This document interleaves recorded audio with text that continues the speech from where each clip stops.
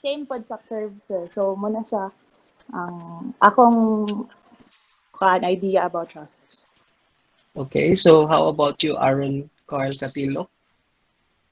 Could you please share me your idea when you heard the word truss, the TRUSS? Aaron? For me, sir, ang trust, sir, is assembly of members nga ka-form og triangle, sir. Okay. So, Precious April Sudario. So what have you learned last time? What have you Sir? learned last time? What have you learned last time during our discussion? About different forces, sir, like tension, forces of stress rather, like tension stress, bearing stress, shearing stress, and compression. Compression And stress, katong ato ang okay? gisolve. Okay. So, Rojin Conzon, Yes, sir. were you present last meeting? Yes, sir. Okay. So, since we have different four types of stresses, we have bearing, we have compression, we have tensile stresses, and then we have shear stresses. In your own idea, what is the difference between a bearing stress and a compressive stress? The difference between the bearing stress and the compressive stress, sir. Yes. The compressive stress is when the forces acts towards the object, sir. Like for example, if one of the forces acts on an object is upwards, then there is also a force that acts downward. That is the compressive force. Meanwhile, the bearing stress, that is when, like for example, there are two woods or two pile of woods, then i-connection ni mo og kuan. Let's say screw. And those forces nga kuan, katong nag-contact sa screw, we call them the bearing stress. I'm not sure, sir, but I think that's the difference between the two. That's what you have understood. Okay. So, Chris Martampio, do you agree with the definition of Rogin Conson? Yes, sir. The bearing stressor is the contact pressure between separate bodies. Okay. And how about the compressive stress? Smart. It is caused by an applied load, sir, that acts to reduce the length of the materials. Okay. That is a very good definition, actually. So today, class, we will continue with the discussion of stresses. But before I do so, I think I have to introduce to you with the concept of the trusses and how do we solve trusses. And then, in reality, actually, you can see a lot of truss structures. One example of that is in our roof trusses. Another one is on the bridges. And another one are the transmission towers or the kanang mga towers sa atong electricity. That is also an example of a truss. Although when it is formed in a three-dimensional, say for example, kanang sa atong mga electrical lines, this forms a what you call that one, a three-dimensional. That if it becomes a three-dimensional truss, then we call it a space truss. However, if it is just a two-dimensional, let's say for example, kanang sa mga roofing systems, the trusses that we use in a roofing system, we call that a planar truss. So a 2D truss is called a planar truss, whereas a 3D truss is called a space truss. So, but the method of the analysis is just actually the same. So again, a truss is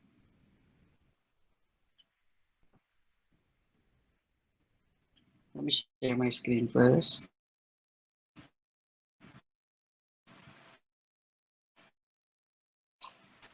So I'm siya pag-share ko.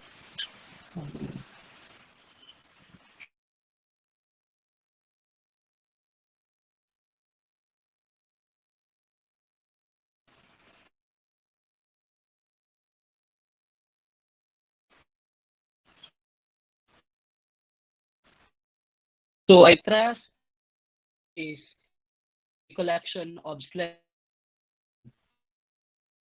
if anything na nga kay ma-identify nga naa siya yung form sa og triangle, then that is an example of a truss.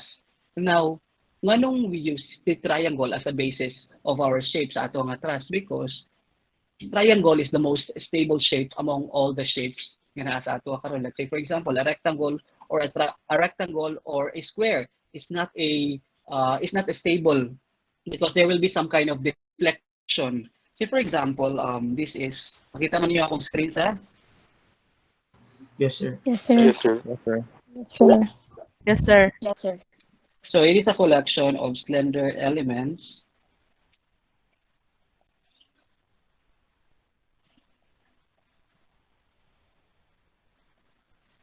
and form in a triangular fashion. So nganong triangle man? So nganong triangle is the basis? Because I've told you, triangle is the most stable shape nga naa sa atua. Now, for example, we have this. This is a rectangular shape. Now, let's see that this is a structure and ano lang siya. So, it is supported at both joints. So, the other support is called a pin support and the other support is a roller support. When we apply a force,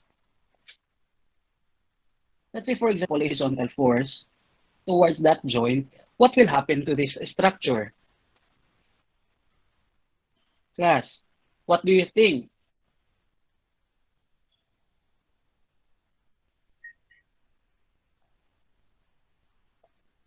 What do you think when you try to apply the force P? Mutakilid, sir. Mutakilid siya. Balance, sir. Unbalance, sir. Unbalance. Stay unstable. Dili siya it will sway to the right. So it will form something like this. Usab yung angle, sir. Can you imagine? When you try to push it to the right, there will be some kind of a deformation sa imo nga structure. Can you imagine nga when you apply the load P, it will deform into something like this? Yes, sir. Yes, sir. Yes, sir. However, it is a different case if it is a triangle. Why? See, for example, this is a triangle. This is our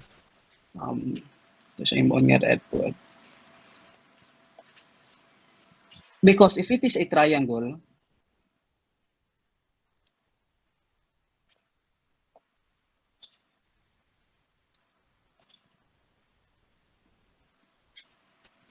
any shape of the triangle, but I just chose, this is just an arbitrary shape nga, but you can use any type of shapes sa imong nga triangle.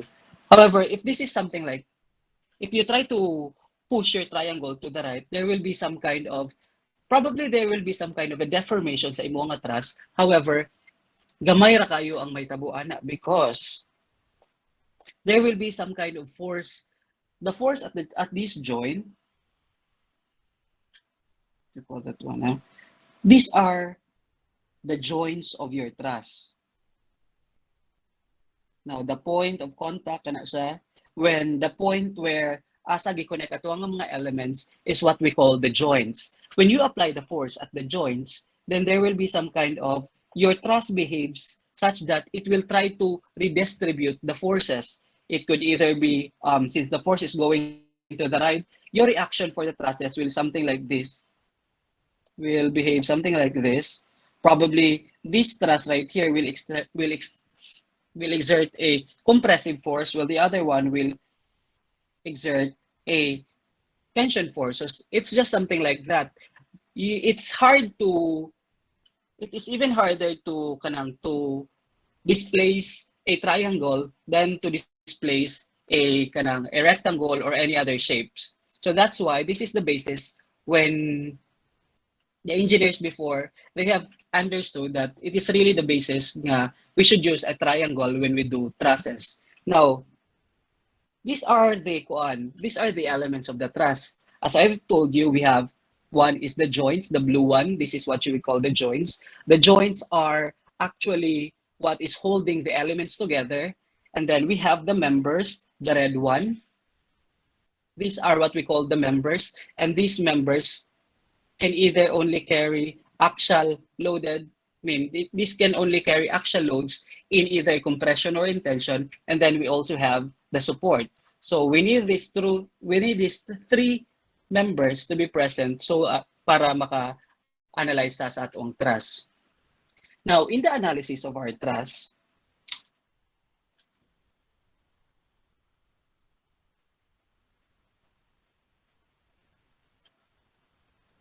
we make certain assumptions.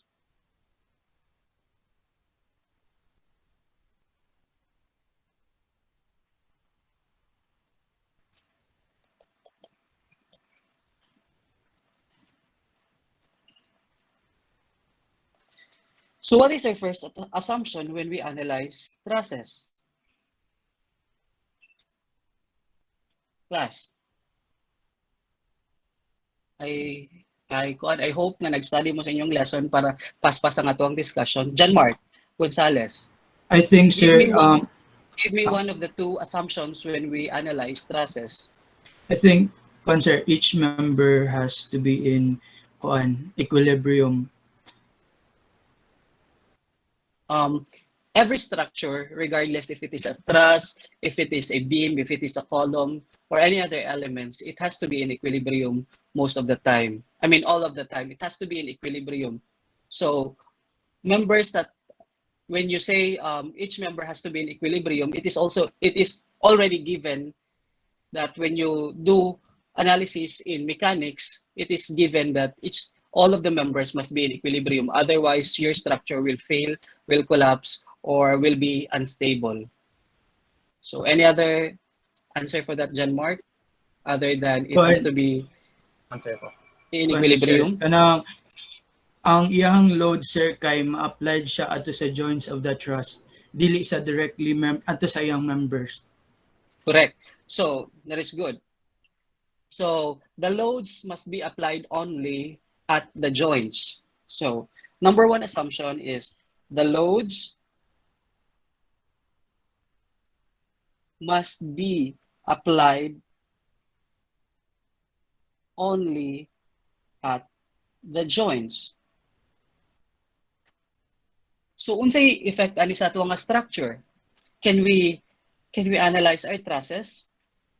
Can we analyze our trusses? Let's say, for example, how do I explain it? Let's say, for example, we have this roof truss.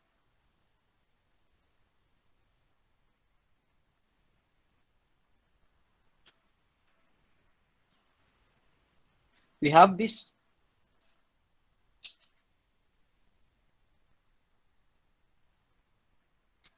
By the way, kaniya akong gidrawing diri, can this be considered a truss?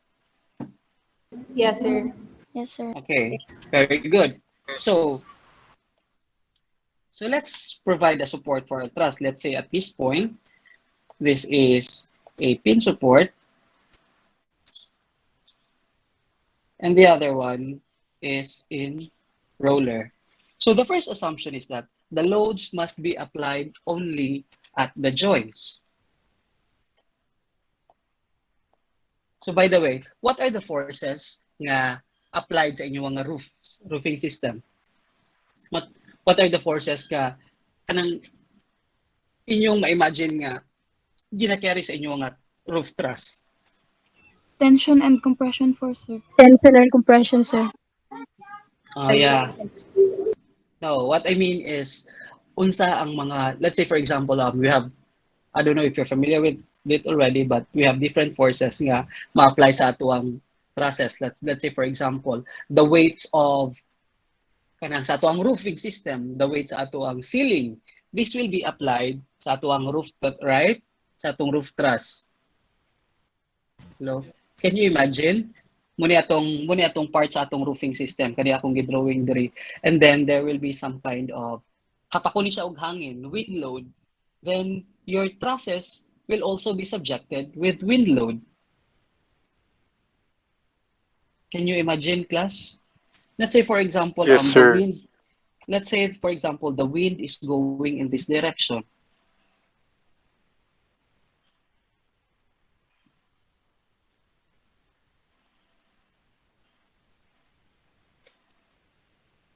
Ang hangin gahapak gikan sa east padulong siya sa west. And nihapak siya diri sa atong face, sa atong structure. And now, because the wind, we cannot really identify or we cannot really say nga ang wind is nag-act directly sa atong mga joints. Because the wind is like a pressure, or it's like a surface load that is applied in the entire area of your system. Let's say, for example, the wall. Hapak ko na siya hangin, the entire surface area of the wall will be applied with a wind load. Can you imagine? Yes, sir. Now, Yes, in sir. this case, kani nga tong vertical element, which is directly above our pin, is ang gihapak siya sa atong hangin. And because of this, we have a distributed load. But however, one of the assumptions in analyzing trusses says that the loads must be applied only at the joints. But in reality, we have this kind of configuration. How can we analyze our trusses now? Because the joints has to be applied at the joints. Or pwede ba ningin ani? Class, pwede, kaningin ani nga configuration sa atong loads, is this allowed in when we analyze trusses? Ngel, Antoinette, amo rin. No, sir. Nga naman. Kay the forces ay loads can only be kuan sa joints. Applied at the joints. Yes, sir. Yes, but in reality, this is how the load is applied. How can we consolidate or how can we transform this load padulong sa atong mga joints? Each member kailangan nasa equilibrium, sir. So the forces acting at each end of a member must be equal, jud, sir. So if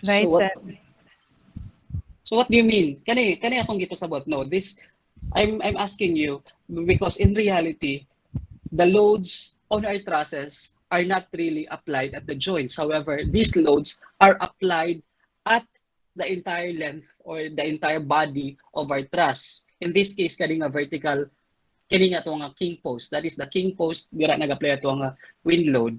And it is distributed. It is distributed all throughout the length of the member. Now, how can you transform this distributed load padulong sa imuang joints? Ano resultant, sir? I-add tanan nga force.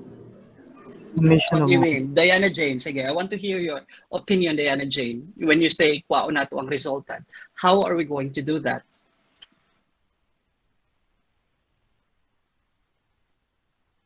Diana Jane? Because I think I've heard you said, kwao na to ang resultant. And which is, you are actually correct when you said that, but I want to hear unsaon nato siya when we already have the resultant. How are we going to distribute it into the joints? Because these loads, we have to distribute it into this kuan. We have to distribute it, and dili kay siya maklaro. I-multiply, sir, sa span. Very good. So, this is the joints, and we have to transform this distributed load padulong sa ato nga joints. So, if you multiply this pressure, what is the unit of pressure? This is no longer what is the unit of our distributed load? Our concentrated load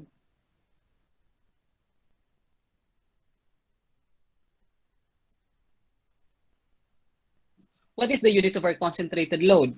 When we say, diba, this is a distributed load.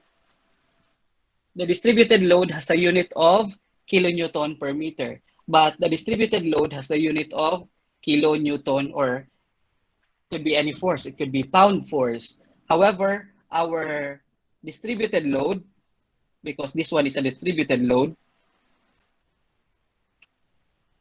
has the unit of kilonewton per meter. In order to convert your distributed load into a concentrated load and to cancel this kilonewton per meter, to cancel the denominator meter, we have to multiply it by the length of the member.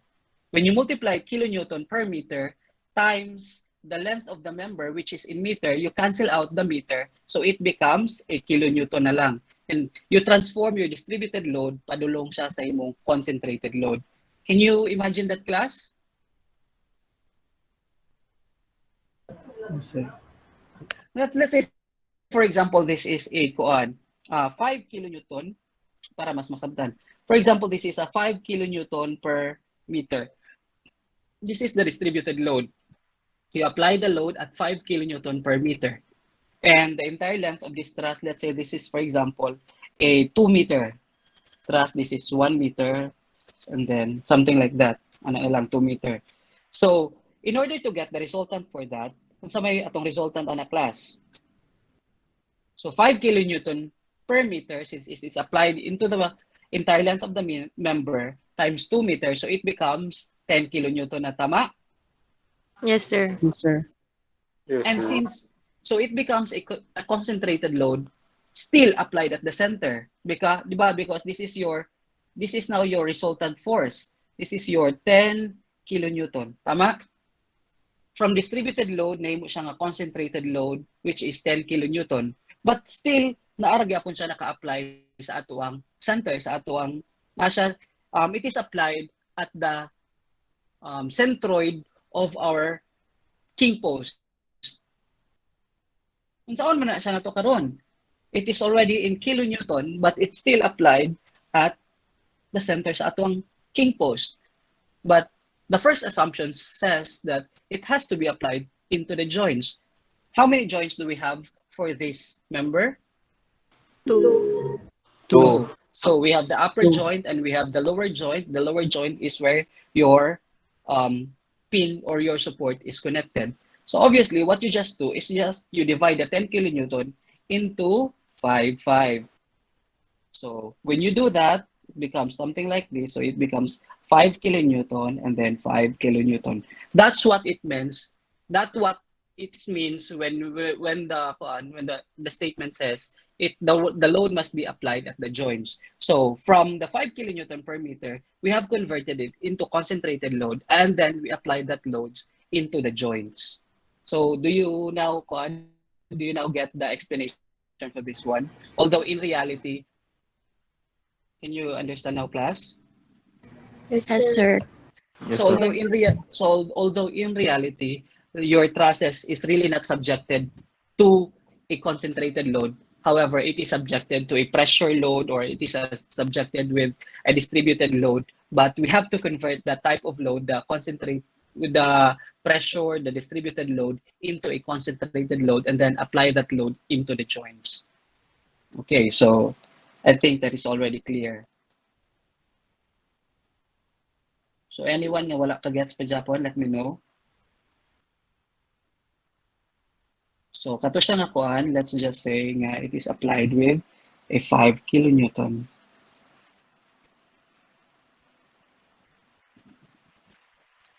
And then also 5 kilonewton here. So we have already converted. By the way, what will happen, for example, muna ito nga join. Katong ganina. Let's copy this join, duplicate.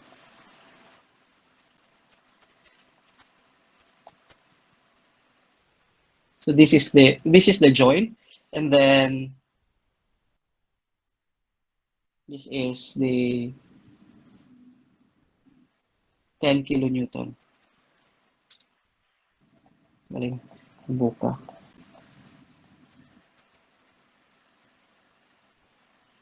So what will happen to this member if ang load is nasa sa tunga?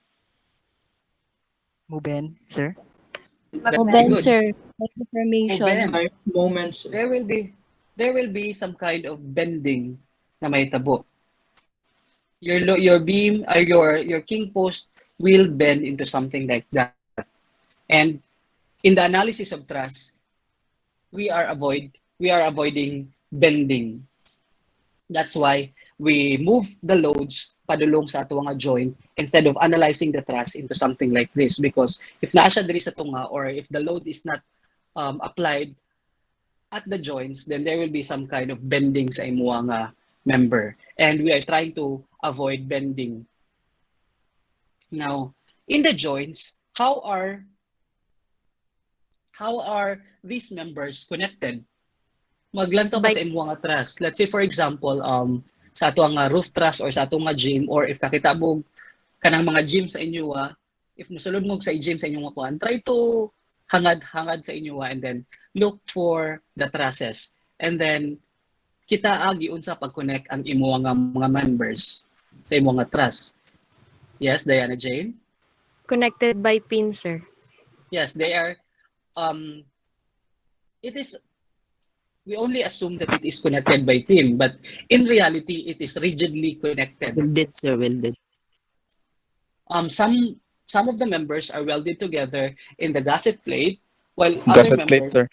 yes, while the other members are, there are also connections nga we use a bolts or a rivet connection. So just like for this one.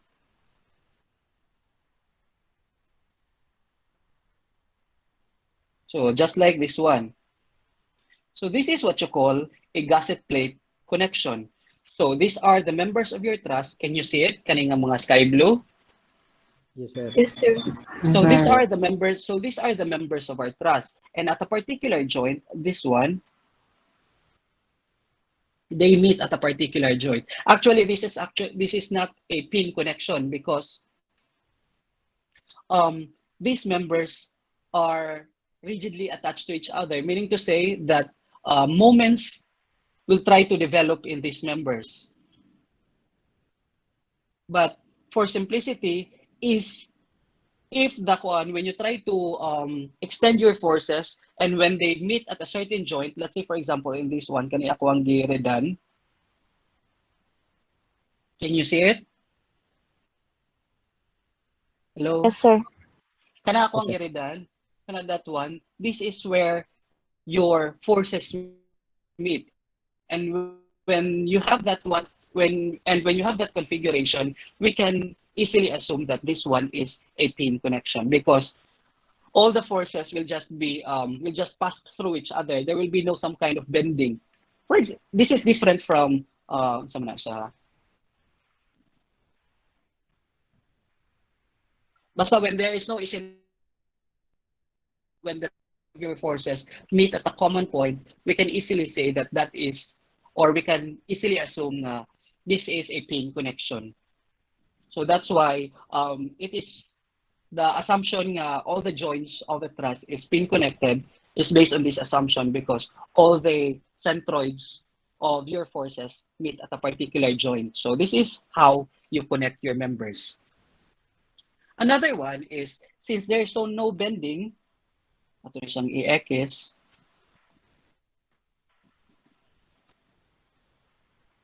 So this is not allowed. So another one,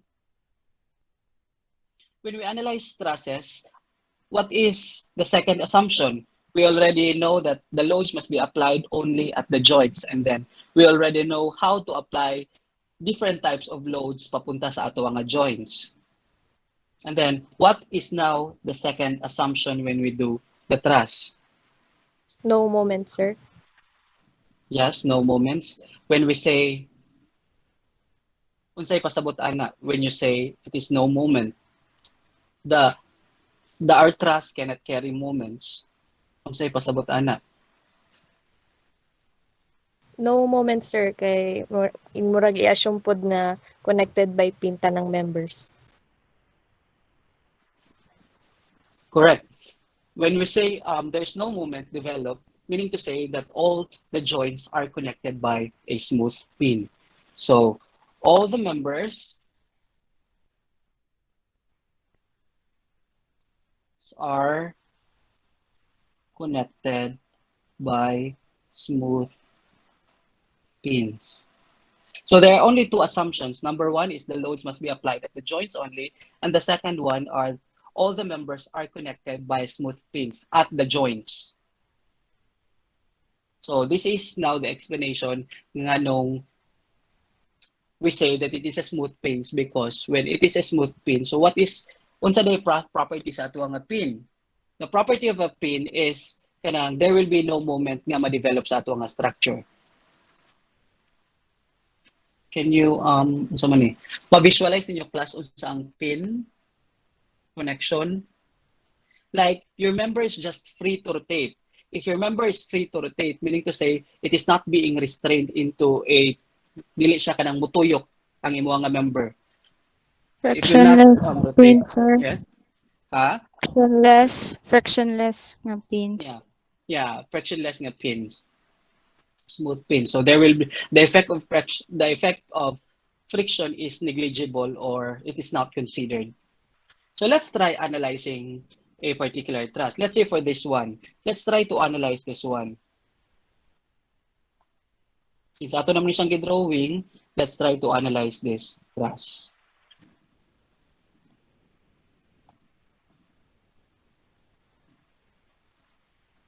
So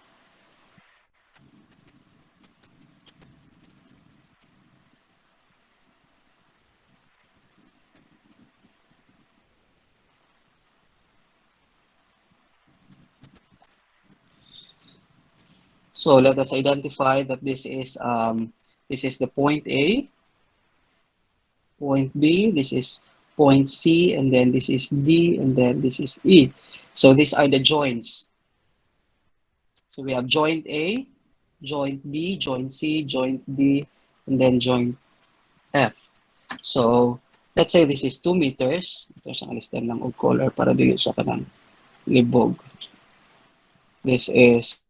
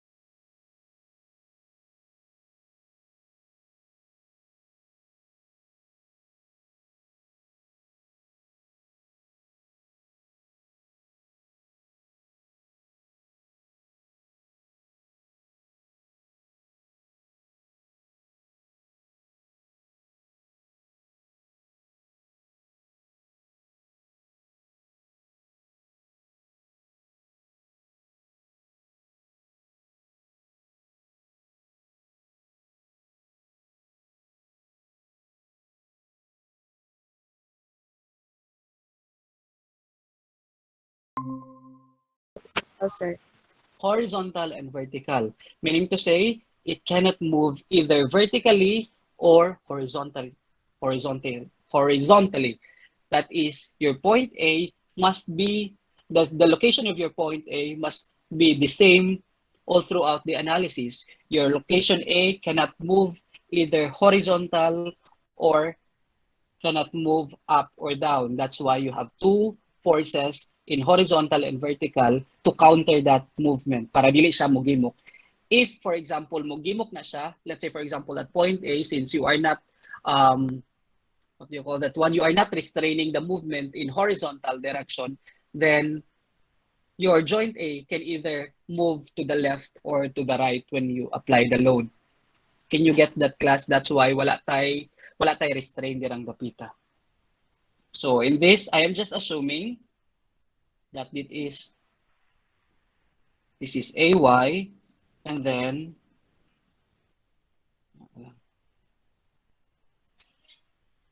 this is AX. So can we solve now the reactions? Can we support the reactions class? Yes, sir. Yes. So if we take, the first thing you do is you calculate the support reactions first. So if we take summation of moments at point A is equals to 0, what do we have? We have EY times what?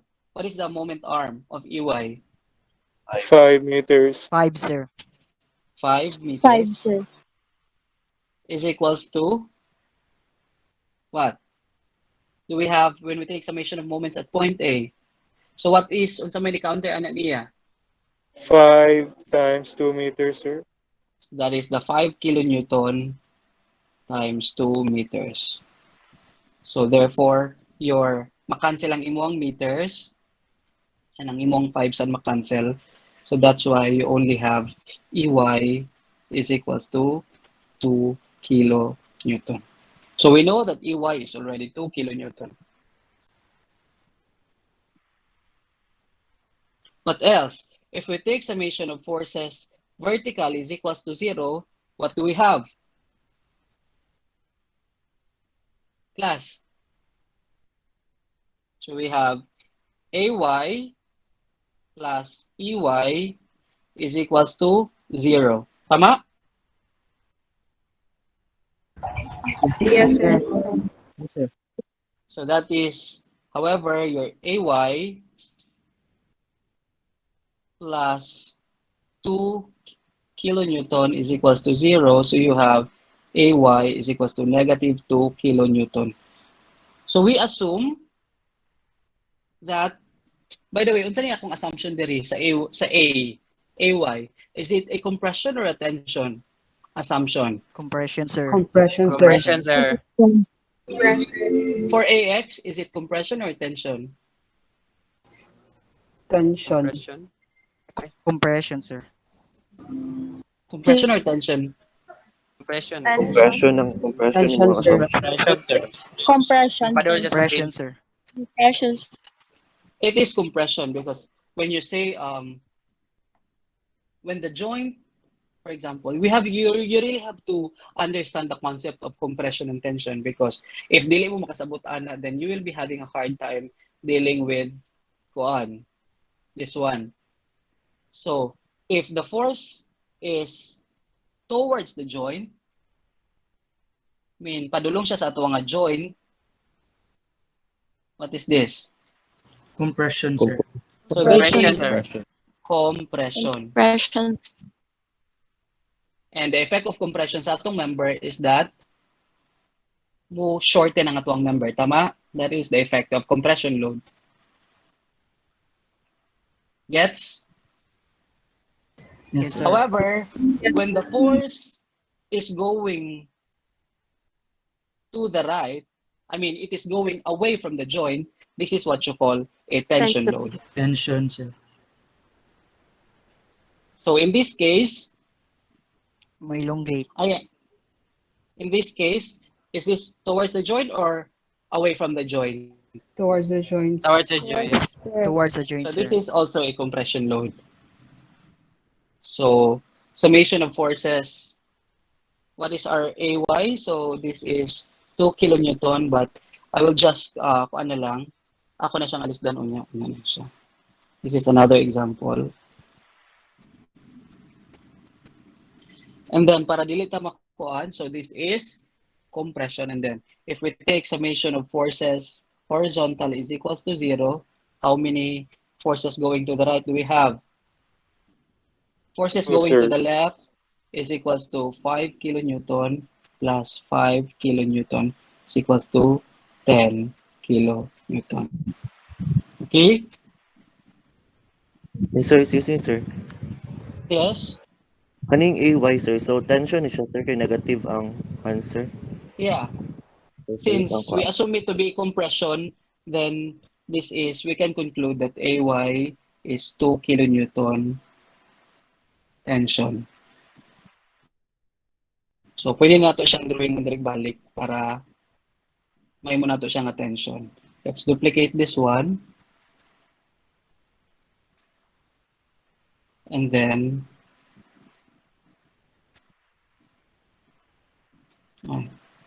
should be violet. This is 2 kilonewton. So, may mo na siyang tension. And then this one is 10 kilonewton.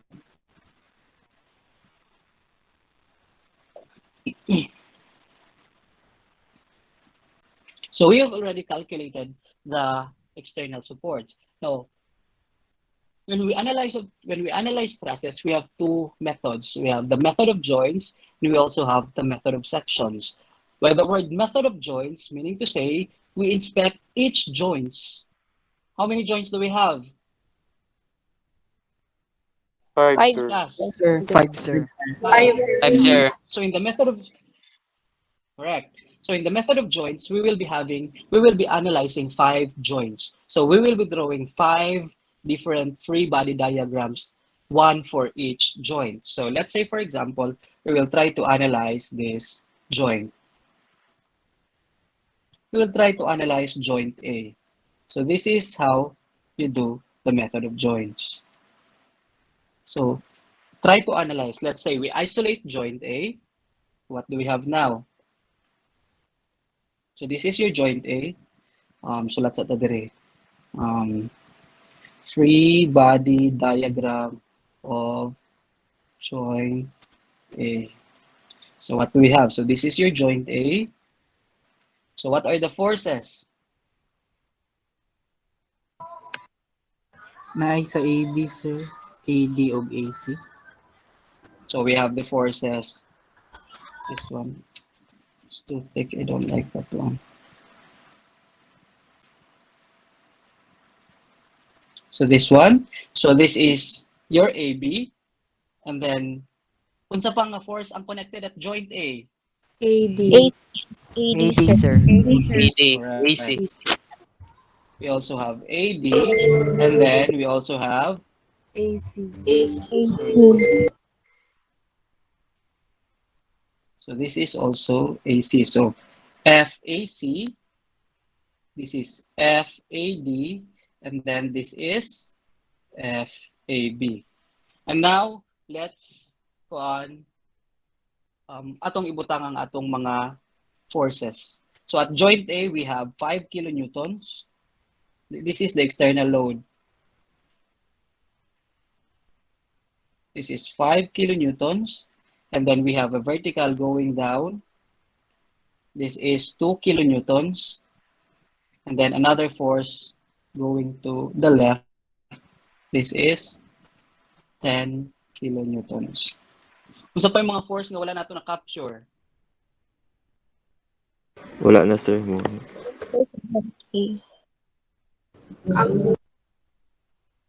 So, unsa may kinahanglan nato? If we take summation of forces horizontal, but we have to know first the angle. Tama? What is the angle for this one? 45. Kulang ang given. What do you mean kulang ang given? Wala 30 degrees. Ha? 30 degrees. Sir. So, Pila, what is the height there at CD? You should be able to get the height at CD because in the exam, I will be giving you in anira nga figure. Then you have to find out, you have to navigate through para makuha ninyo ang angle at this particular section. Now, in this case, unsay nga kulang? Unsay kulang na to is ang height CD. Tama? Yes, sir. Yes, sir. So, kaya ba natong solvon ang height sa CD? How? Yes, sir. How are we going to Nang do through the that? use of tan function, sir. Yeah, pwede pa that we can use a tan function, but we can also Similar Kaya to this, sir. We can also use similar triangles. So for the triangle, we will use is from similar triangles. I don't like this. From similar triangles, saan na siya?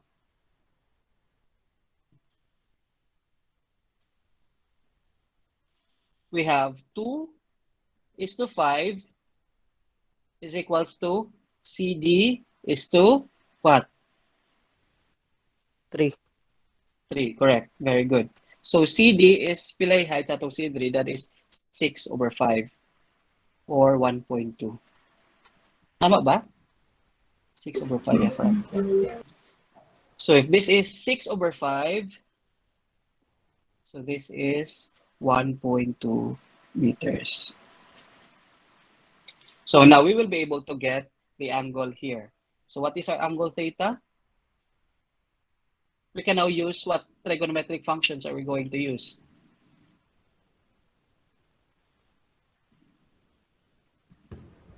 Cosine, sir. 30.96 degrees, sir. What, I'm asking for the trigonometric function. And some mga trigonometric functions are we going to use to calculate for our angle theta? Tangent, sir. Tangent. It should be Tangent. tangent. Opposite over adjacent. Adjacent. So you'll be able to get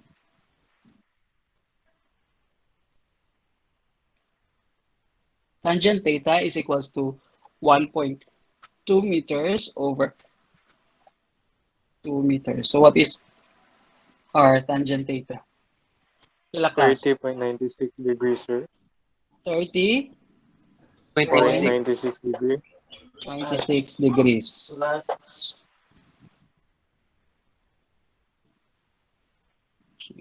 Let's move that. So we have already calculated. Now, can we do summation of joints now? Summation of forces horizontal or the summation of forces vertical? How many unknowns do we have? We have FAB, we have FAD, we have FAC. 3, sir. We have 3 unknowns. So, sama na nato siya. If we take summation of forces, sige, let's take first summation of forces horizontal is equals to 0. What do we have? Forces going to the right is positive, forces going to the left is negative. So, by the way, class, when I draw the free body diagram at joint A, this is the joint A,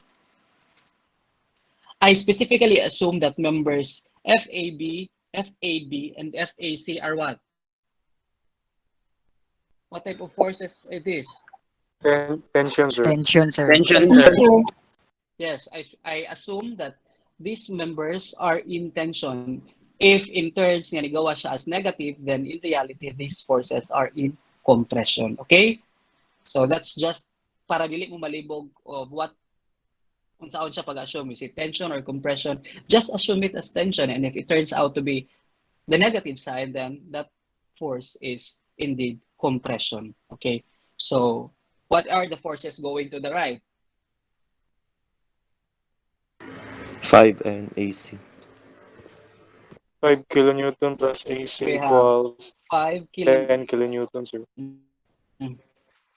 5 kilonewton plus FAC. What are the forces that is going? Napa, FADDI. FAD.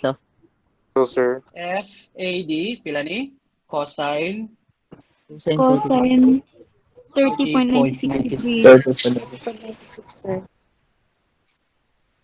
Napa by going to the right, wala na sa. Going to the left is 10 kilonewton. 10 kilonewton ba? Okay? So, pila man eh?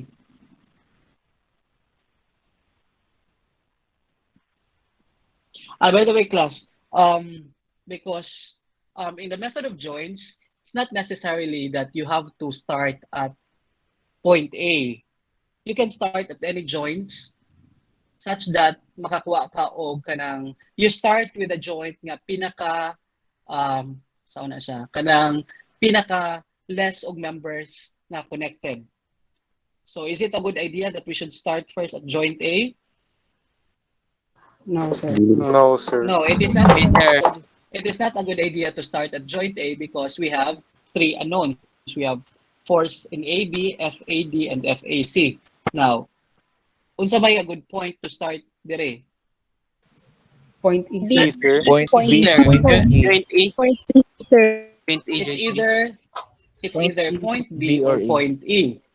Yeah, it's either point B, joint E, or joint B. Because the joint B, we only have two unknowns. And what are these unknowns? The member in the force in the member AB and the force in the member BD.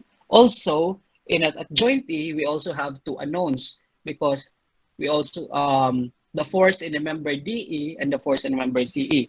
So let's kuan lang sa ato na ning balikan later. So ay kabalaka, we will continue with joint B. So we will joint A later. Let's start first kung asa ang pinakasayon because dira man mo magsugod. So let's continue. Ato lang siyang ibalin later. Bali lang siya nato ha. Kaya para dito magsulat. Ay, this one.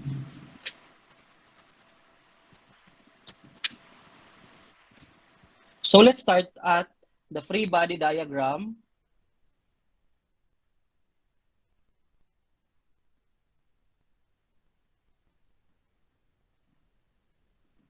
Asa mo yung ganahan?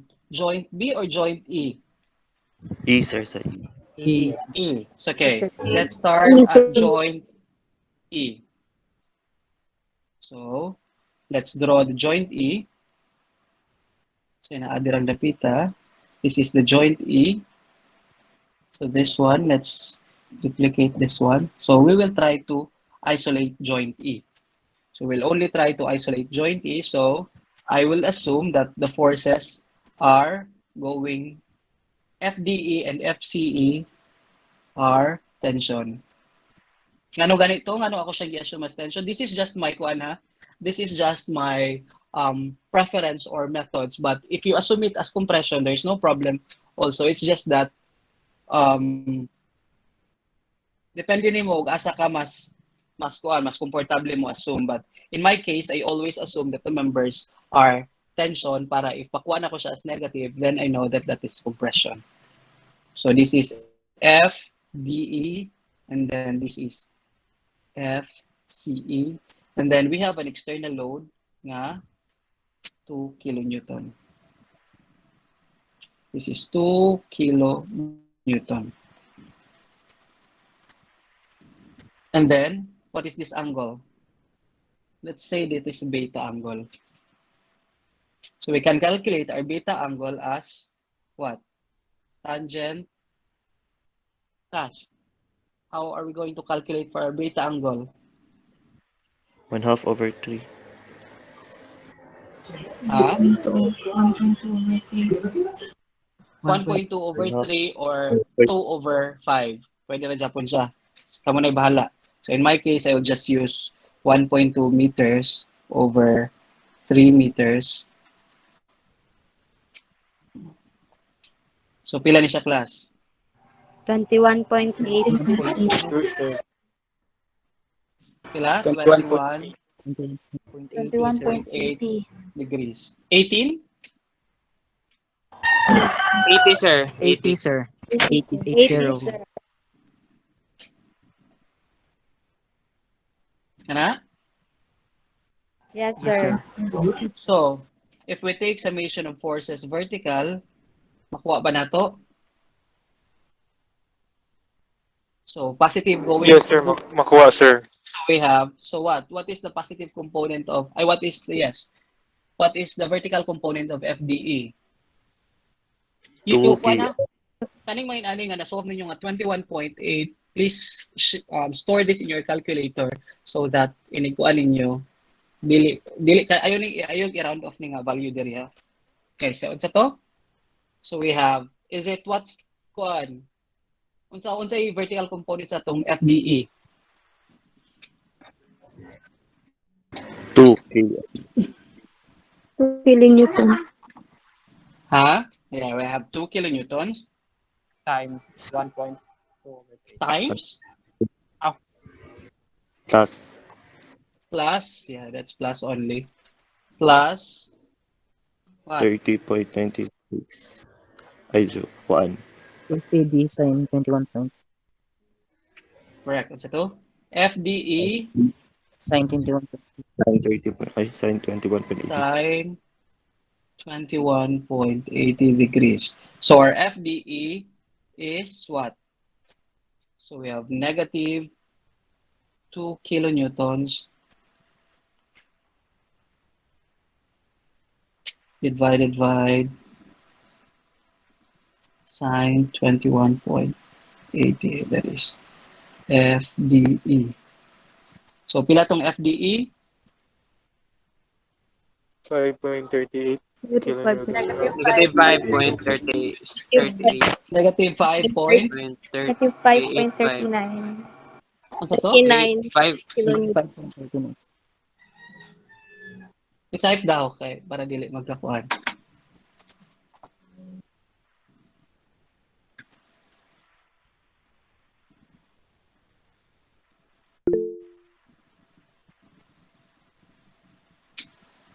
Negative 5.385.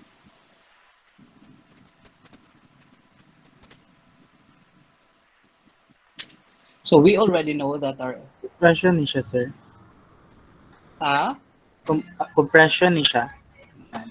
yeah, this is this is what I'm talking about. The FDE, I assume FDE as compression. Ano, I assume FDE as tension, but ang nigawas niyang answer is a negative, therefore FDE is in compression. So FDE is equals to 5.385 kilonewtons, and this is compression. So nakuha na nato ang FDE. So asa man ang FDE? This is, we have already identified FDE. Now, we can now identify FCE. How? Sa class ang FCE, how can we solve FCE?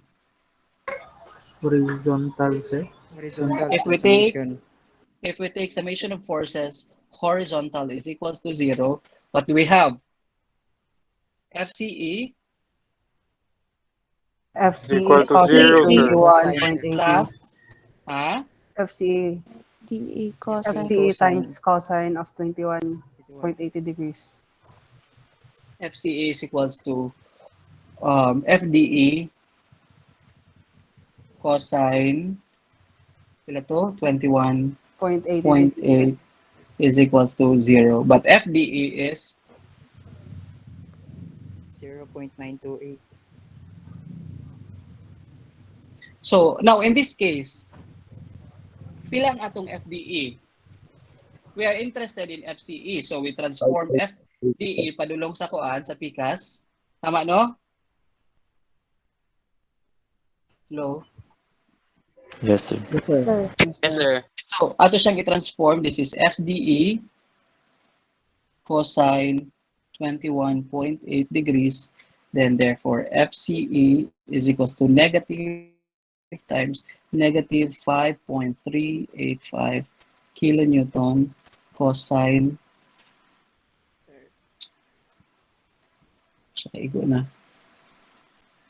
cosine 21.8 degrees. So pila tong FCE? 4.999 kilonewtons, sir, in tension. 4.999? Yes, sir. Yes, sir. So that is approximately equal to 5 Sir. kilonewton. This is in tension. No, in this class ha, you use the negatives. Hello? Dili siya compression, sir. Pwede ka. This is already in tension because your assumption here is FC is in tension, and it turns out that this is a positive sign. So this is in tension. Excuse me, sir. Yes? Di ba, sir, ang FDE, pag sa X ay sa iyang horizontal is going to the left man siya, sir. So, negative siya daan. May mo siyang FCE minus FDE. No, but ang atong FC is going to the Diba? left man yun. we Yes, kuan, sir. Like, we atong isam ang mga forces nga going to the left pod. So FCE, the way to look at it is something like this, negative FCE minus, tama? FDE, nagets ninyo? Cosine theta, ay cosine beta is equals to 0. So it is still, it is, kuan, pareha gyapon siya when you write it as positive FCE plus FDE cosine beta. Same ra na sila. Because both is in, because ang denominator nimo dito sa pikas is 0. So regardless, you will arrive nga same ra ni silang duwa nga equation.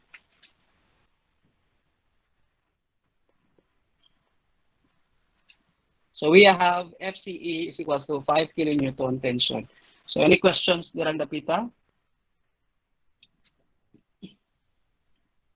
Deria, I would just like to remind you that since you use negative during dapita, you use negative 5.83, then you also substitute it as negative 5.385 because we are looking at this free body diagram man.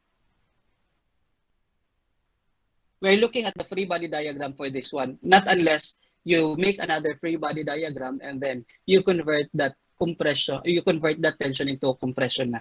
So that's why you use a negative 5 point something during the pita. Can you kuan? Pero anong na positive sa lalom na sir? Ha? Anong na positive na ang 5.385 diri sa FDE? What do you mean? Gi-assume dagay na unang attention then I-assume na siya ng compression.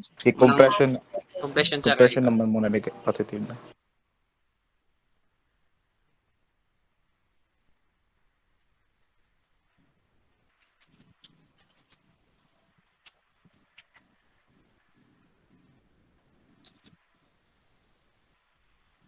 So in reality, if we draw it like this, class, para di mo malibog, di ba mo siya mo, this is our assumption.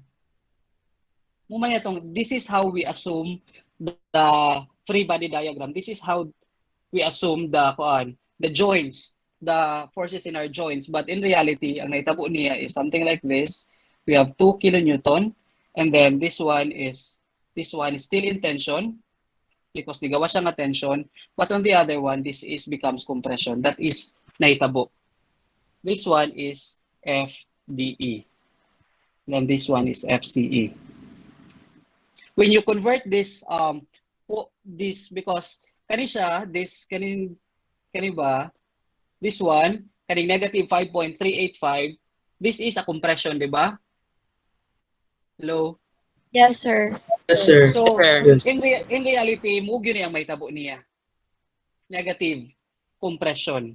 That is really may tabo niya because FDE is a compression. So, dapat dili day siya away from the joint. However, it should be going towards the joint. So, this is the correct free body diagram supposed to be. So, when you take summation of forces going to the right, you have FCE going to the left and FDE. So, let's try if hayop ba gyud ang atong gibuhat. So, let's try with this free body diagram. Ay, hala.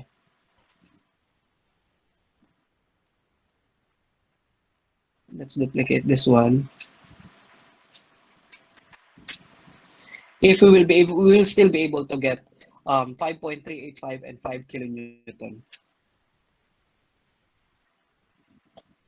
So if we take summation of forces going vertically, we have 2 kilonewtons going up, and then what FDE going down is FDE what?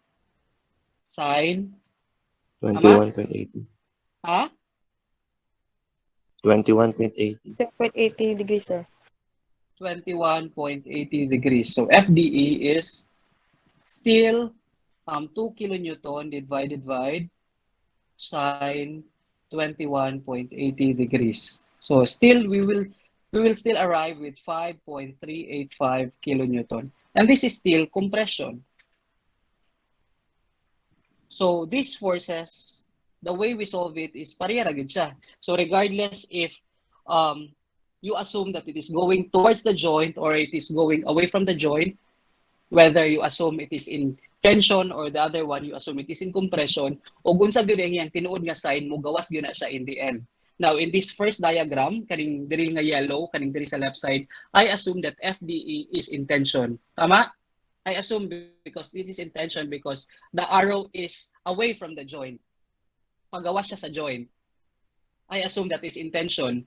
But the way I solved it is nigawas siya nga negative. That's why nahibaw-an nato nga FDE is indeed in compression. Tama? Hello? Yes, sir. Tama, Yes, sir. Yes, sir. Yes, sir. Now, diri sa atong free body diagram, diri sa pikas nga sign, I assume that the FDE is in compression. Okay? Hello? I assume, kani siya nga sign, I assume that FDE is in compression. But in reality, nigawas gyapon siya nga, it is still in compression.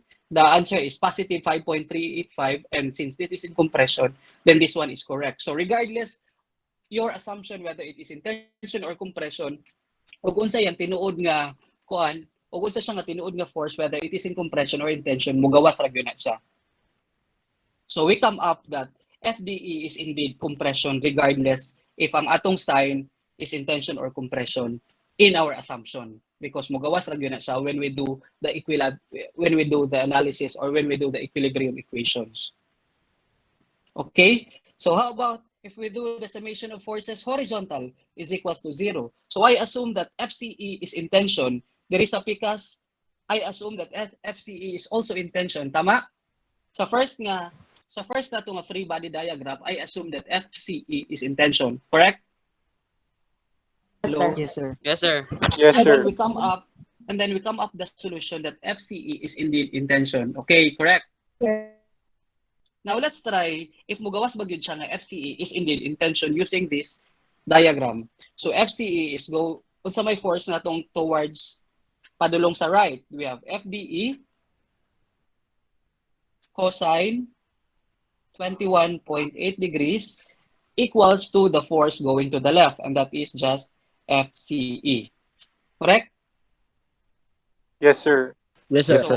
So our FCE is just FDE, that is 5.385 kilonewton times cos 21.8 degrees. So FCE is still 5 kilonewtons. And still it is in tension. So na-balance ra gyapon siya. So whether we assume it to be in tension or in compression, if your solution is right, mugawas yun na siya nga yang tinuod nga value. It's either compression or in tension. Okay, so tension jud ang atong FCE. So di gyud na nato siya malalis. And ang atong FDE is in compression. Okay? Nagets na? Yes, sir. Yes, sir. Yes, sir. Sir, may bata na, sir. What if, Yes. ay, suppose sayop yung most assumption, sir, niya ako, pero nigawa nga negative 5.385 niya. Ako nang gisulat dito sir, kay 5.385 then compression. Okay ra na. Or kinahanglan Japon ming magpakita nga negative 5.385 kilonewton. No. Kung magbutang ka og apelyido diri sa kilid, let's say for example 5.385, muna man imong apelyido compression. Magbutang kag apelyido niya, then you don't have to put the negative sign here. So your final answer should be a positive number plus ang iyang apelyido. So, sige sir. So, okay ra sir, if dili ra ko mabutang og negative 5, yun na nang sa imong gi-circulan og brown sir pa. Dito ra 5.385 kilonewton. Negative? Positive sir. If your assumption. Asa man ang atong unsa man nga kuan atong force ang atong gi-consider ani? Example sir, diari sa imong gi-kuan sir ba, sa ang assumption nimo sana nani na tension mo assumption niya kung ang answer kay dito ra na ko butang nga 5.385 then compression. Pwede ra basta kay makabalo kung nga nung ang butang nga apelyido niya na it's either tension or compression. Basta makabalo ko nga it's either in tension or in compression. I don't mind if nasayop kasi mong kuan. Basta kabalo ko sa imong final answer nga this member is in tension or this member is in compression. Okay? Sige, sir. Mura na akong ganang may balaan. So, if this member is experiencing elongation or if this member is experiencing shortening, mura na akong ganang may balaan. You don't have when you add the word tension or compression there is a mga answer, you don't need to indicate the negative sign. Sige, sir. Thank you, sir. Excuse me, sir. Okay. Yes. If opposite ang among final answer sa assumption namo, sir, kay duha among free body diagram dapat ana, sir, sa Dili na, not necessarily. dili na namo Usara usbon gyud, ang usara gyud. araw-araw. Dili na ninyo usban ang araw-araw. Ang ako ra kanilang nag-usab na kog araw-araw diri because I am trying to prove to you that regardless if your assumption is in tension or compression, mugawas yun na ang tinuod niya nga answer whether that member is indeed in compression or in tension. And if ni find out sa imo nga calculation sa imo nga una nga free body diagram, then you don't have to make another free body diagram just to prove that it is indeed in tension or compression. Kasabot na ko ana. Okay, sir. Thank you. Okay? So, saan to itong mga na this is members are able to calculate member FCE. So, how many members na itong kinanglan? 1, 2, 3, 4, 5. So, analysis of trust, it really takes a lot of practice good para ma-master nimo. Now, let's do it. So, asa naman tama nga joint mo adto? C, sir. Joint C, sir. At joint C because we only have two unknowns, that is AC and CD. Do you agree, class? Okay, because Yes. CE Yes, is Yes, sir. CE is already known. Kabalo na ta usay ang atong CE. So ato sa siyang i-move. Okay, that is supposed to be another example, but since game mo man tag lain nga example, then let's do it. Kanisa na lang. So ako na lang ng i-resume na para di mo maglibog. This one. Or sa man. I'll keep it as is na lang. Ayora, sir. Okay. Okay, sige. Okay. So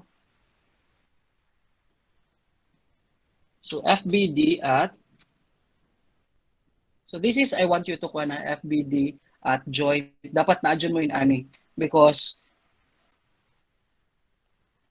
if wala mo free body diagram because for example in the exam diretso na kag solve diri nga pita. Diretso na kag hatag sa equation and you didn't draw the free body diagram, then obviously di gyud ka hatag credits ana because how did you make your equations without having a free body diagram? So when you create an equation, you should always have a basis og asa na siya gikan. So you always have to make a free body diagram.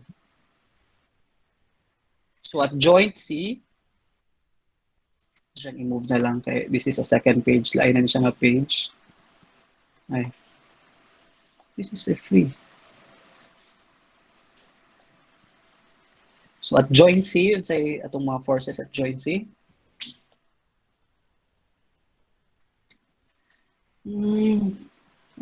Vertical and then horizontal.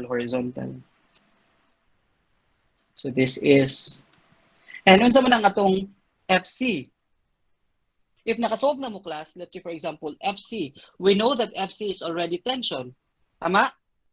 Yes, sir. Yes, sir. FC is equal to tension. Then you have to draw it nga, ug unsa na yang tama nga sign. So this FC is also tension, then you have to make it as tension already. So FCE rather is pila ni 5 kilonewtons. And then you have forces going up. Could you please turn off your microphone, Nico?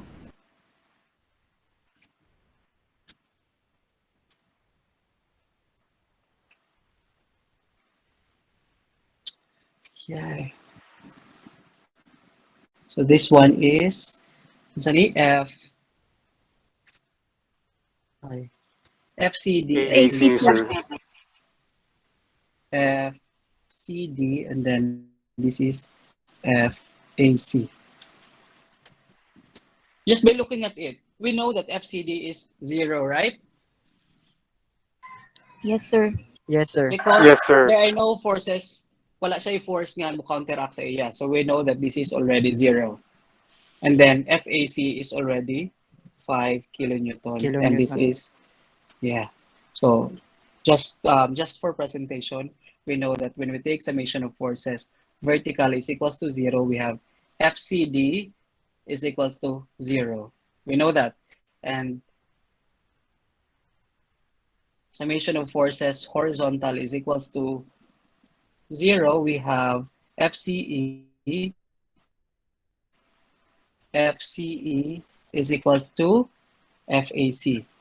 FAC, therefore, FAC is equals to 5 kilonewton, and this is also in tension. Correct? Yes, sir. Yes. We know that this one is FAC and then FCD. So, go back. We know kabalo na taon sa ni, and then we also know unsa na ni. What's next nga joint ang atong kuanon? It would be B, easier sir. if B, B. sir. Pwede po A, sir. So, pwede po siya A because ang unknown sa atong A is AB and AD, and sa atong joint B is also AB and BD. Two unknowns ra gyapon, and we can also use joint D because two unknowns gyapon siya. BD and AC. So, kumana nato ni, and then asa na ta? Let's go with B na lang sa. Let's go with B. So, free body diagram at joint B. So, unsay naa nato dira sa atong joint B? Joint B lang sa ta. Okay ra man dagay ninyong mag-joint B ta. Yes, sir. Yes, sir. Yes, sir. Okay. So, we have 5 kilonewtons external load. We have 5 kilonewtons. And then, what are the forces? BD and AB. So, what are the forces? This is BD and AD. BD and AB.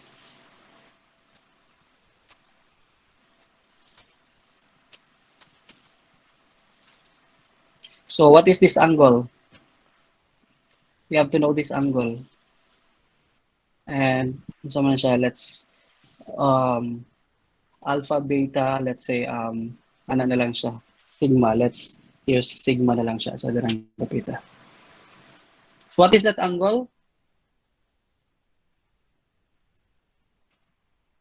We have tangent sigma is equals to what? 5/2. 60. Can ma-follow ninyo class? Pila ni? 2.5. Pila atong tangent? 68.20 degrees. 68. 68.20.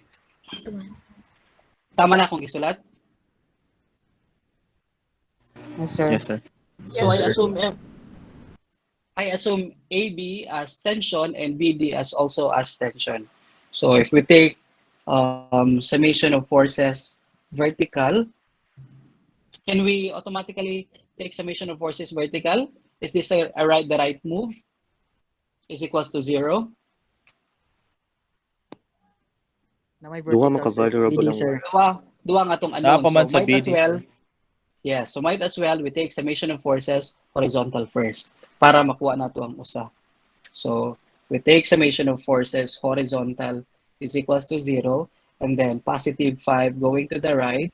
So 5 kilonewton plus FBD going to the right. So what is this? Is it in tension or is it sine or cosine? Cosine, sir. Correct. Cosine. Cosine 20.68.20. 0.2 degrees is equals to 0. So their FBD is pila? Cosine 68.5. So 5 kilonewton 5 divided over by, ha? 13.46. You type daw. 13.46, sir. Negative 10.46. 13. Kana? Therefore, your FBD is 13.46 kilonewton, and this is in Tension. compression. No, this is in Yes. compression because we get a Negative. negative man We siya. assume tension na Sakto negative. sir. So this is in compression. So, and then we take summation of forces vertical is equals to 0.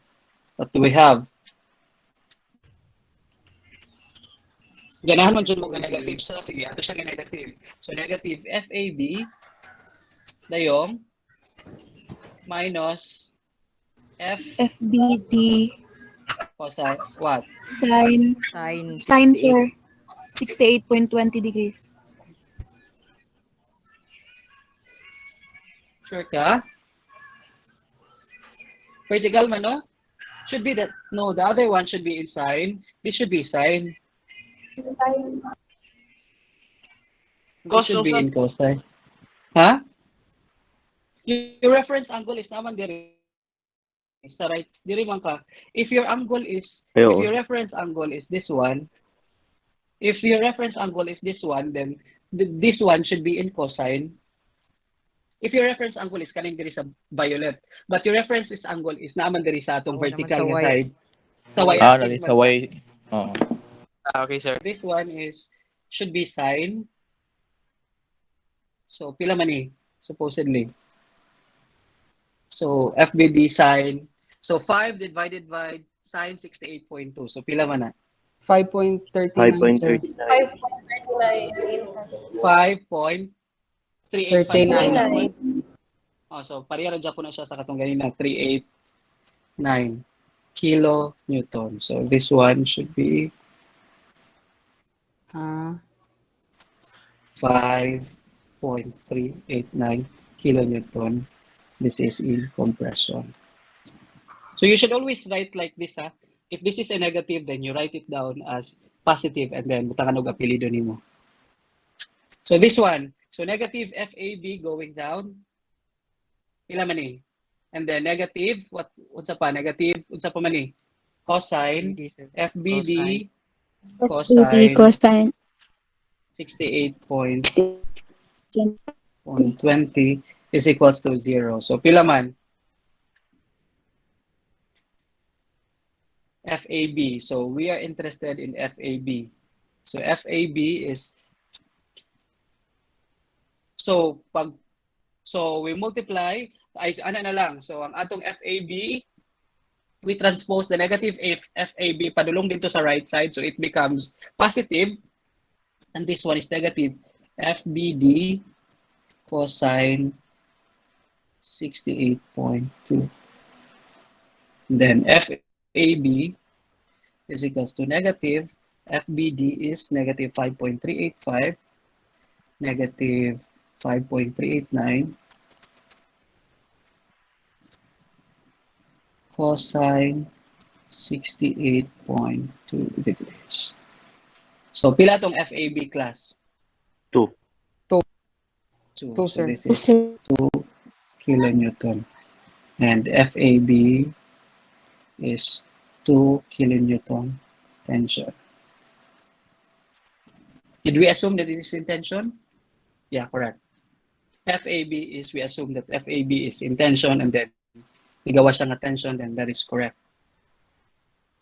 So, we're able to solve these two already. So, usa na lang ang ato ang kulang, which is at joint. We can use joint B or we can also use joint A. Tama? It will yield the same answer. So, asa man yung ganahan? Joint Joint A D na or lang sir. joint Kaya na A? naman to Joint. angle daan sir. Yeah, correct. Ato nanta sa joint A because ato naman to siyang na-solve daan. So, let's move this.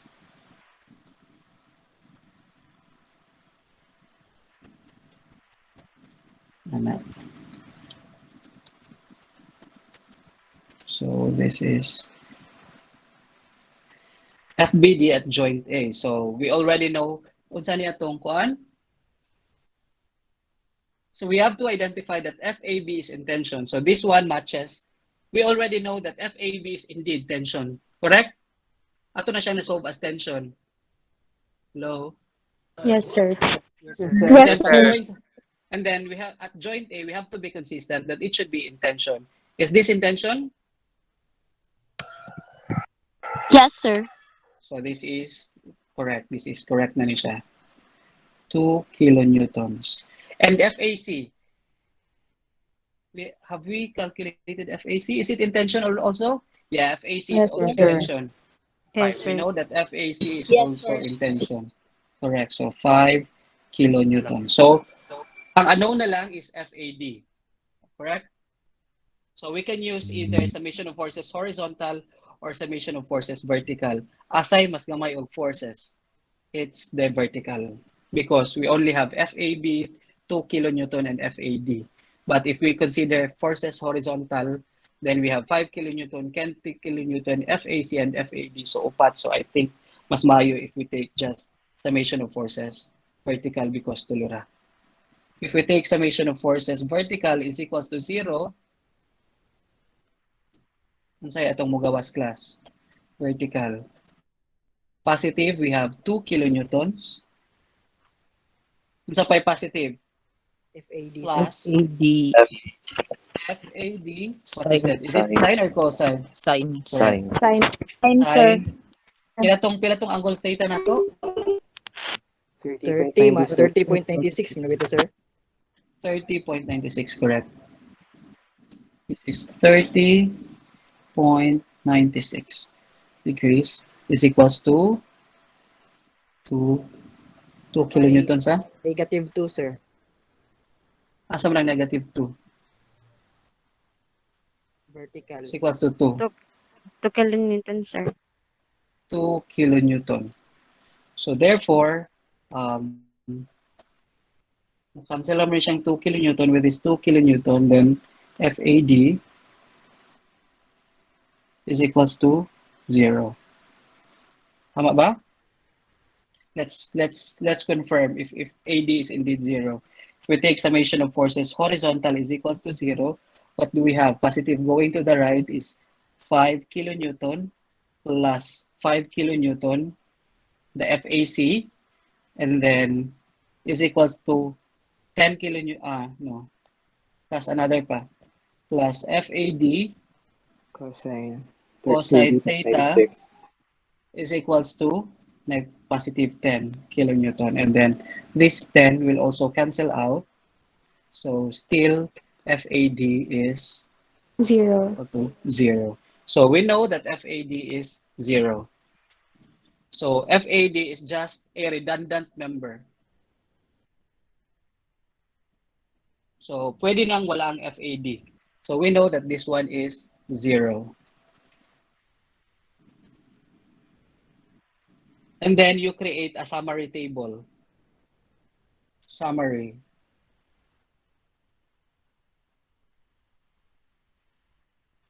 So what is the member AB? So ganito itong mga member. AB and then AD. Is it AD? Kailan niya itong AB? We know that AB is 2 kilonewtons. This is tension. AD. What is AD? Nakasolve na itong AD ba? 0, sir. Kila itong AD? Sige, discuss daw. 0. AD ba? Correct? 0 ang AD, sir. AD is 0. Yes, sir, 0. 0, sir. And then AC? AB, AD, 5. AC, correct? 5. 5 AC, what is? 5 It's 5. Newton, sir. What is it? Is it tension or compression? Tension, sir. Tension. And then what else? Let's start with, there is a joint C. We have CD and CE. CD and CE. What is our CD? 0. 0. 0, sir. Huh? And then our CE is CE, 5 5. kilonewton. 5 5, sir. kilonewton. And then, sa pa may wala na ito nasulat? DE. DE na lang sa? DE is, what is our DE? 5.385 kilonewton, and it is compression. So this is the summary class. So we have already identified.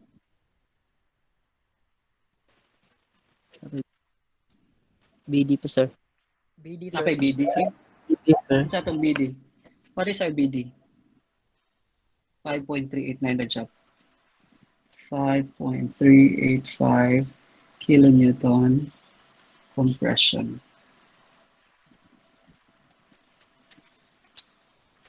So muna itong, so we were able to calculate now the forces class. Now, what is the significance of this? So nganong kinahanglan nato i-calculate ang atong mga forces? Because when you are trying to design this truss, you are going to size something. You are going to, we already know, we have already calculated the forces. Based on the based on the loading that we have, we were able to come up with this summary. We know that AB is 2 kilonewton, AC is 5 kilonewton. The rest, we already know the magnitudes of the forces, and we already know that this is either in tension or compression. So what is now the significance of this one? And how can we relate now this to the topic of our stress?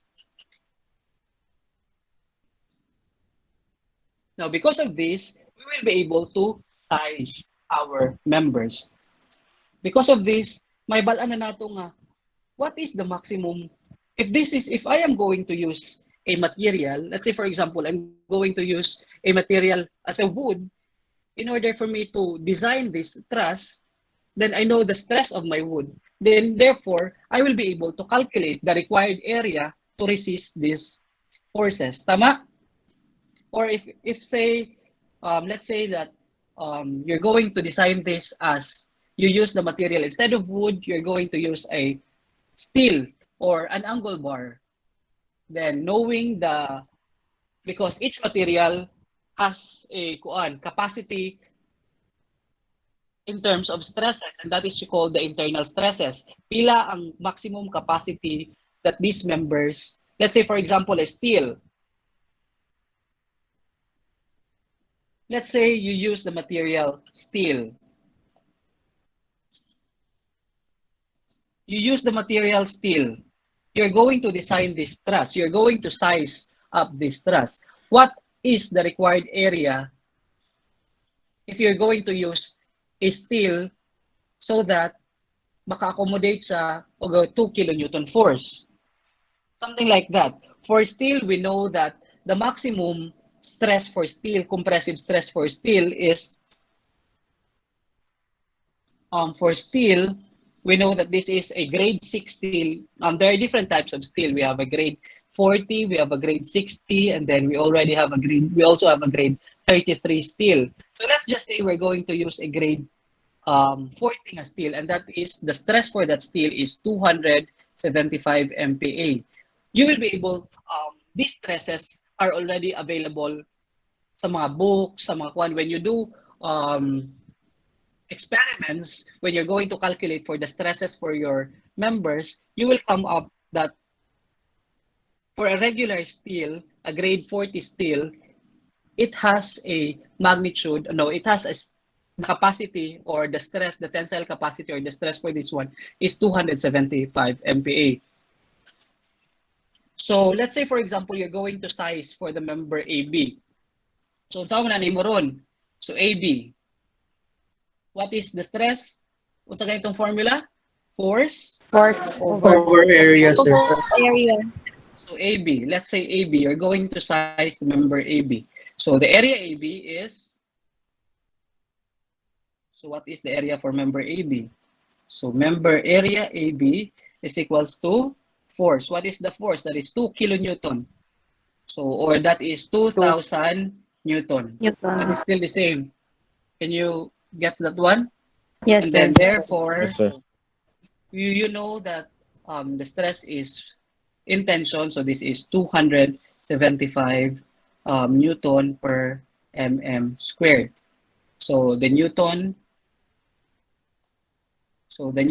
will cancel out. So the denominator is mm squared. So it becomes your numerator. So pila man ni class? 7.27 7.27. millimeters. So 7.27. 7.27 mm squared. So this is now the required area for your steel such that it can accommodate a 2 kilonewton load. Nana lang. So this is how you design your truss. Nagets ninyo ang idea, class? Sir, gi-convert ang 2 kilonewton to newton, no? Yes, Times because with our MPA, this MPA is in terms of Newton per mm squared. And to be consistent, because this one is kilonewton and the other one is Newton, you have to be consistent with your units. Sige, sir. Thank you, sir. Ano? So questions? So you can, if you are the one designing for this truss, then you will be able to calculate for the required area sa imuang truss. And we have AD and CD is equals to 0. Asa man na siya diri ron? AD and CD. So this one. So this one is what you call a redundant. This is what you call a redundant member. So if imo na siyang tantangon, if imo ning tantangon ning AD and CD, your truss still can pwede ra na siya. Can stand on its own. Without these members AD and CD, your truss will still be functional, anak. These members, pwede rin mo siyang walaon. So these are what you call the zero force members. So the topic of trusses is just very lang, no? Easy lang siya.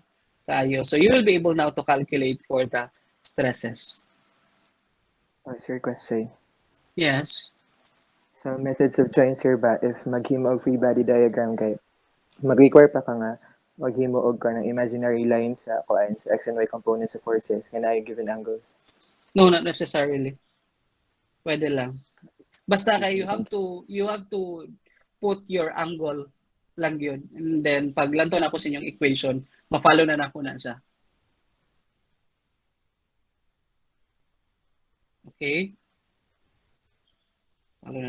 So that's how you calculate trusses. You can also calculate, you may do in your own the required area for member AC, for member CE, for DE, and BD. Something like that. However, class, when the member is in compression, our NECP, or the National Structural Code of the Philippines, I'm just going to share this one with you because this is how we design trusses. For example, your member is under tension. If your member is under compression, so what are the members that are under compression? We have the members DE and BD, right? Muna Yes, mga sir. members, mga members na undergo in compression. Our NECP, or our National Structural Code of the Philippines, suggests that when you size your members or when you size your truss, you have to you only take 80% of your steel stress, of your material stress. Let's say, for example, this is steel. You only take 80% of that because compression members are more likely to fail due to buckling. Unsa man ang buckling atong ginatawag? Maburot, sir. So for example, this one. For example, this is a member, or this is a member of, or this is a kanang member sa ato ang truss that is in compression. So if this is in compression, then we have two joints here. Then to make it compression, then that joint must be in compression. Tama? So this one is in compression. So what happens if the member is in compression? So chances are the mode of failure for this one is something like that. This will experience buckling. it will try to kanang mura siyang mabahog. And kani siya nga pagkabahog is due to a compressive force. Then that's what you call that's what you call a buckling. So this is buckling. But for example, if this is a beam, this is different from a beam, huh? Because if this is your column and then you apply a force here, this one is mabahog man dyan po na, tama? Yes, sir. Hello? Yes, sir. Yes, sir. Yes, sir. But this one Yes, sir. is what you call bending or deflection. This is not, buckling and bending are two different cases, but they all are deformations. Buckling happens when you try to compress something and then mukuan siya mo, murag muburot siya, ang say tawag ana. Basta kana siya, mo-form siya ginaning nga shape. Whereas bending something like ma-deform siya because of the loads nga applied perpendicular sa iya. So these two are different. Buckling and bending are different. And they are only different due to the application of loads. And buckling is more prone to fail than in bending. So that's why in our NECP, it is stated there that when you size or when you try to calculate for the required area of your section, you multiply your stress or you only take 80% of your stress sa imo nga member. Let's try to solve that one. But if this is not stated in the problem, let's say for example, you're having an exam and then I told you determine the required area for member DE. If it is not stated in the exam that you take account for the buckling, then don't add 80%. Then don't just use 80%. Instead, use the 100% capacity of your material. But if it is stated that to account for buckling or to prevent buckling failures, then only take 80% of the required diameter. So let's say, for example, if it is stated nga, you only take 80%. So how you're going to do it? So your your area for DE is equals to what? 5,385 newtons divided by, if it is only 85%, then this is 275 Newton per mm squared times 0.8. So pila ni class?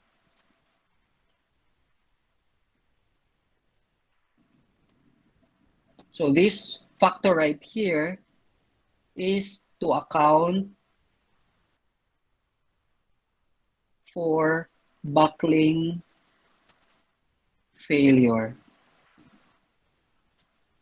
I'm just giving you an advanced idea about when you do your design puhon, because you are a civil engineering students and then eventually you will be designing something, then this is just an advanced information sa inyo that buckling is a serious muna siya usa sa itong pinaka-serious nga failures nga we're trying to avoid. The first one is the shear failure and the other one is a buckling failure. So we always have try to prevent these failures from happening by reducing the capacity of our materials. So pila man ni class? 24.48, sir. So you need 24.48 mm squared. So this is now the required area sa imuang DE. So when you try, say for example, you're going to use a rod. So you can now determine unsang asay sa imuang rod nga magamit. So this is the theory. Ano ko ba na, sir? Kanang Yes. buckling, sir, 0.80 jud mo 8 times ana usually or No. mura Kuan, na sa Pilipinas. ako na siyang isulti. If it is required in the exam. But if it is not, if wala nag-account for buckling sa ato nga exam, then don't add 80%. But this 80% is what our NECP or the National Structural Code of the Philippines is using. So when you design compressive members, because unsa may tabo, if your member fails in tension, is muinat lang man na siya. Diba? Muinat lang man na siya. So wala kay additional nga mga forces nga ma-induce. However, if it is buckling, there will be some kind of dako kay na siya nga problema sa ato nga side. So if you try to imagine, if you or not imagine, but if you try to look for the mode of failure sa atong mga building, try to look or scan or research something unsa may mga potential failures nga nahitabo sa atong building. One of it is shear failure, and the other one is buckling failure. So that's why we're trying to avoid these kinds of failure by introducing a factor of safety. And in this case, it's just 80%. We're going to just use 80% of the required strength. So any questions?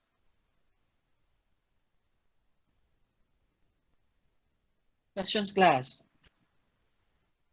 Excuse me sir, nawala ko kadyot sir. Kaning katong sa share gali sir, pareho ra gyapong 80% sir or No, wala there's a ra? different for shear because ay gabala ka, we will be discussing shear in the next chapters pa man. So the shear Okay failures sir. will be Thank you. discussed in the different chapters, but shear really is the most kanang pinaka-dangerous nga failure nga atong mahitabo sa ato nga building. Especially if your building is a concrete structure, you in most cases you will try to avoid a shear failure because if shear failure will occur, then there will always be a collapse sa imong building. So the factor of safety that we're introducing in shear failure is that we're just using 65% of the material capacity. Now for buckling, we take 80% of that, but for shear, we only take 65% of the capacity. So that 35% will be used as for your factor of safety na. So any other questions, class? I will be continuing the discussion on trusses next time. Madag ka na munang out. I will continue with the discussion on trusses next time.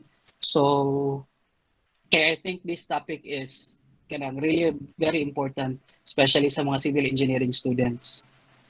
If you are not a master of how to solve for your trusses, then maglisod mo in the future because truss is the easiest nga kanang to solve.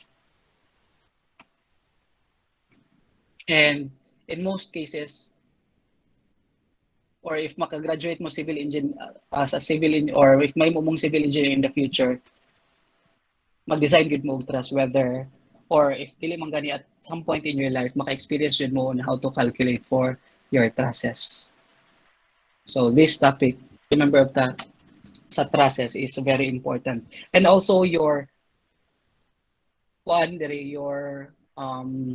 ability to solve for trusses really depends on your trigonometric knowledge because there will be a lot of trigonometrics involved. Let's say, for example, in finding the angles, in finding whether you use or whether you're going to use a sine or cosine function sa imong force. Just like kanina, we used a different, just like kanina diri, you used a cosine instead of sine. So therefore, sayop na kaato. And in most cases, class, not most cases, but in all cases, or all the time, the member of your trusses, kuan gyud na siya, kanang mo equal gyud na siya og zero. If for example, when you do your checking, let's say for example, na-solve na ninyo ang tanang member na joint, and then you try to use joint E to calculate for DE, then if na-calculate na mo ang DE sa una pa, then mugawas gyud na siya unsa gyud ang tinuod niya nga kuan. Then you really have to be particular with tension or compression or dapat kabalugog ka mo identify sa muang members whether it is in tension or in compression. Sa section section C or section D, asa na sa lataman class? Kay bason gayon na kay kanila. Na may idea? Stress pa sila, sir.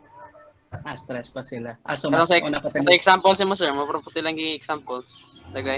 Okay. So mas advanced na nila gamay. So sige, next meeting we will continue with the discussion on stresses. Trusses, and then in relation to our topic stresses, and then probably week after that we can have our first exam. So we will have first another discussion on trusses next time.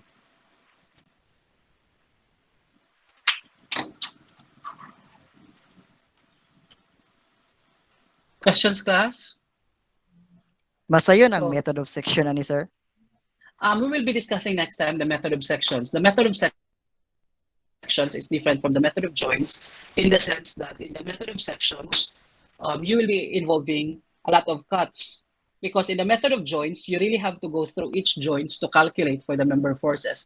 However, in the method of sections, you are just going to cut, let's say for example, this one. At least advanced mo, you know already what the method of section is. So for the method of sections, what you're going to do is, if for example, you're interested in finding member BD, you are interested in finding member BD, right, class? Member BD. Let's say, for example, wala pa nato na member na find natong member BD. And in order for you to find member BD, murag daghan pa kay kangagian. But when you use a method of sections, you're just going to cut the section kung asa ni mo ganahan kang mukuha sa force. So you can cut something like this.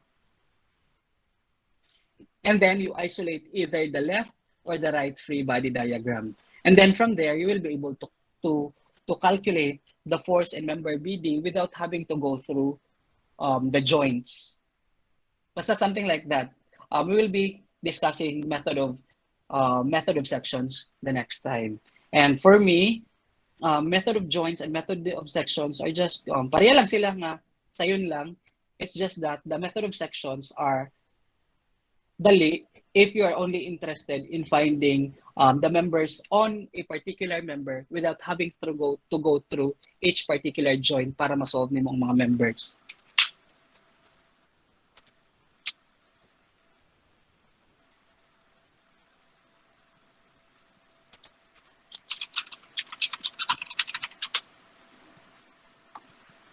Yes, class. And then, last time is, di ba, nag-ingon ko ang maghatag ko assignment, but because I was very, na-busy gid kay ko sa akong work by kanang doing field work, so wala ko kahatag. And then probably, I will try to give tomorrow kanang sample exercises ninyo sa trusses, and then using the method of sections, using the method of joints, and then also in relation to the topic stresses. We'll also give you some kuan. And now, if nangunayon ang utana sa ako, again na, sir, are we going to have an exam today? No, dili ta maghatag og exam. As I've told you, class, I am not giving, dili ko muhatag og exam na dili announce. If mag-examan gani ko, that is just considered as a seat work. If dili ang announce ang akong exam, that is just considered as seat work. And kanang seat work will just cover, it's just 5% sa inyo mga grades. But the main exams are always announced. If wala ko nag-announce, then we're not going to have an exam. Okay? So, ana lang. So, para di kayo makaingon mo nga, grabe kay si sir, muhatag man og exam nga, wala gi-announce. No. If the exam is not announced, then that is not considered a quiz. Instead, it is just considered a sit work. So now, mingon mo, sir, na work karon, muhatag kog shift work, but unya na nako ihatag kay medyo nakoy lakaw class around 3 p.m. So I think we have to end early today, and then we'll just continue with the discussions next time. So questions, class? Sir, musan ka kaning notes ron, sir? Yes. Ang sa diyan? Musan ra ka aning notes ni ay kani sir sa GC later, sir? Yes, oo. Mo-send ko karon after sa atuang kuan. Ako ning i-sending atong notes karon.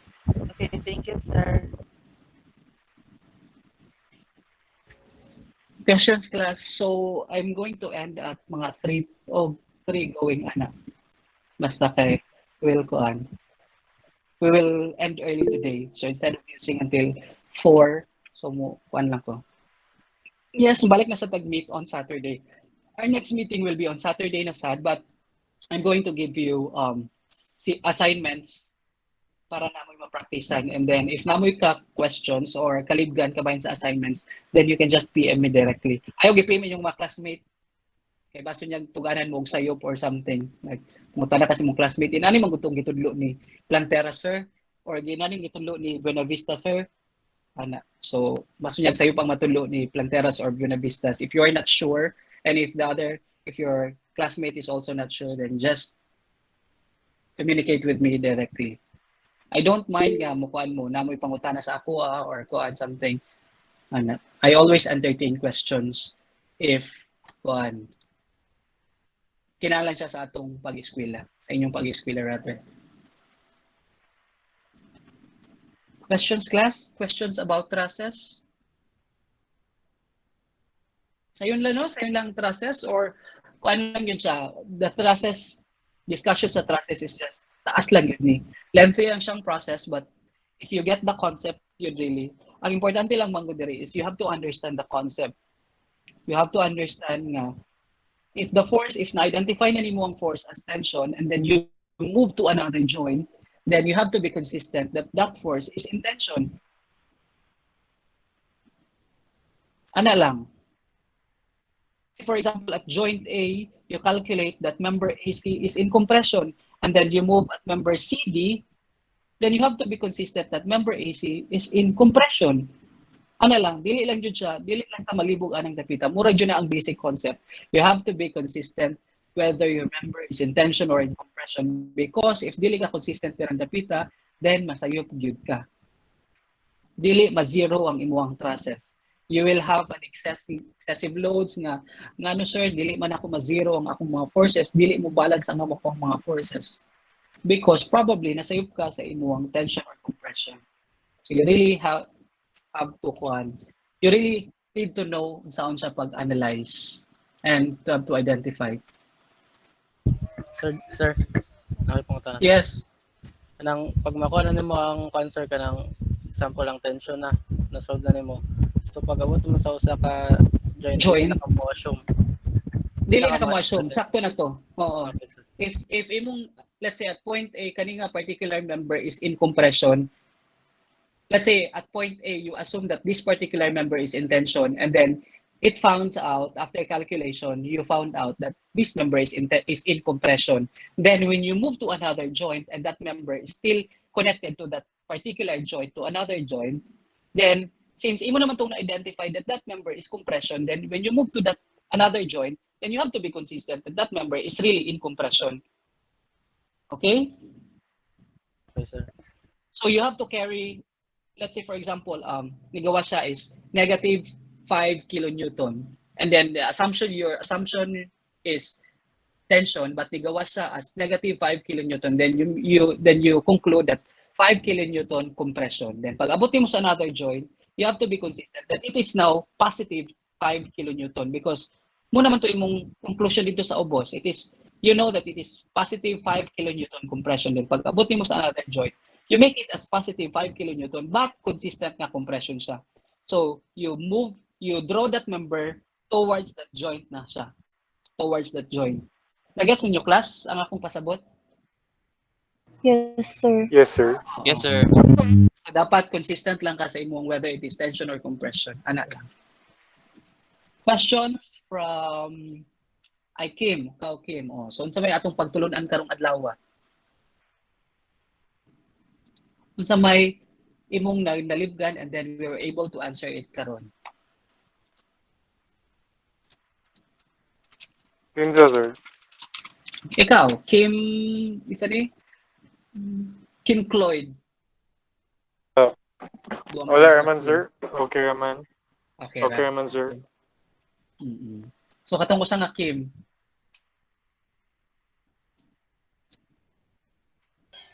Kisa tong usa nga Kim. Kim de la Torre.